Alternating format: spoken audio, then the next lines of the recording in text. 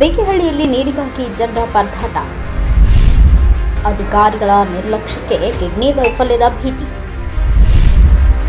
ಪಾವಗಡ ತಾಲೂಕಿನಲ್ಲಿ ಬರುವ ಗಡಿನಾಡು ಪಂಚಾಯಿತಿ ಎಂದೇ ಗುರುತಿಸಿಕೊಂಡಿರುವ ಬೇಕೆಹಳ್ಳಿ ಗ್ರಾಮ ಪಂಚಾಯಿತಿ ವ್ಯಾಪ್ತಿಯಲ್ಲಿ ಕುಡಿಯುವ ನೀರಿಗಾಗಿ ಜನ ನರಕಯಾತನೆ ಅನುಭವಿಸುತ್ತಾರೆ. ಸಮಸ್ಯೆಗಳ ನೀರಿನ ಹಾಹಾಕಾರ.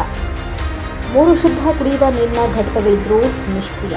ಅನಿವಾರ್ಯವಾಗಿ ಫ್ಲೋರೈಡ್ ಯುಕ್ತ ನೀರು ಕುಡಿದು ಗ್ರಾಮಸ್ಥರ ಕಿಡ್ನಿ ವೈಫಲ್ಯಕ್ಕೊಳಗಾಗುತ್ತಿವೆ. ಕೆಲವರು ಪ್ರಾಣವನ್ನ ಕಳೆದುಕೊಂಡಿದ್ದಾರೆ. ಗ್ರಾಮಸ್ಥರು ಕಣ್ಣೀರು ಹಾಕ್ತಿದ್ದಾರೆ.